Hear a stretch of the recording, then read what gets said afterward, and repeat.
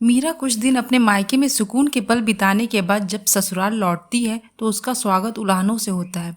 मीरा को उसकी सास ताना मारते हुए पूछती है, आ गई महारानी, खूब ऐश कर आई होगी। तेरी माँ ने कुछ दिया भी है या फिर खाली हाथ ही भेज दिया?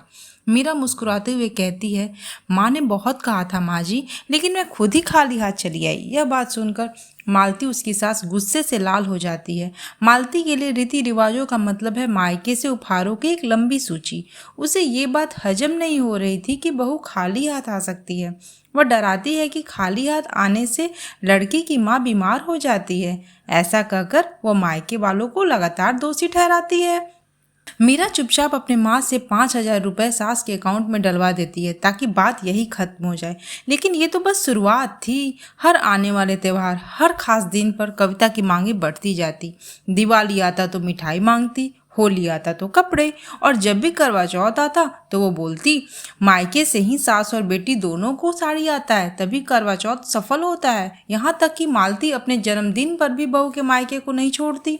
मीरा के शादी को 6 साल हो चुके थे। वो अपनी सास का डिमांड पूरी कर करके थक गई थी। उसका पति राहुल हर बार यही कहता, तुम जानो और माँ जाने, मुझे बीच में मत लाओ। मीरा के मन में सवाल उठता है, ऐसे रीति रिवाज किस काम के जो मायके को जिंदगी भर कर्जे में डाल दे। फिर एक दिन मौका आता है। मीरा के भाई का बेटा हुआ है। 2 दिन बाद बच्चे का पहला जन्मदिन है। मालती उत्सुकता से पूछती है, तो हमारे लिए क्या क्या तोहफे आ रहे हैं? मीरा मुस्कुराकर जवाब देती है, माँ जी, हमारे यहाँ रिवाज है कि बुआ सोने का झूला देती है। मालती हैरान रह जाती है, सोने का झूला? क्या तेरा दिमाग खराब हो गया है? लेकिन मीरा का चेहरा गंभीर है।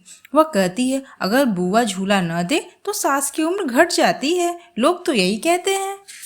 मालती घबरा जाती है। वह डर जाती है, कहीं उसकी जान न चली जाए। घबराकर बैंक से पैसे निकालती है और कहती है, जा मेरी तरफ से झूला दे या मेरी जान बचा ले। मीरा मुस्कुराती है। उसकी आंखों में जीत साफ झलक रही थी। वह मायके जाकर माँ को पैसे देती है और बोलती है, ये लो माँ, जैम के लिए मेरी तरफ से कुछ तुम ले लेना, आप जो ठीक समझो कर लेना। माँ इनकार करती है, बेटी के पैसे नहीं लेते। मीरा बोलती है, माँ, मेरे और भाई में कभी आपने कोई फर्क नहीं किया, तो आज क्यों? माँ, जितने भी पैसे आपने मुझे दिए हैं उसी का एक छोटा हिस्सा है, ये आपका ही पैसा है माँ। उसी समय मीरा का फोन बजता है और मालती बोलती है, बेटी, अब तुम अपने मायके से कुछ मत लाना। तो मीरा बोलती है, माँ जी, पर अपशगुन? तो मालती बोलती है, अरे छोड़ सगुन अपशगुन, यहाँ उसी चक्कर में निवाला निकल गया।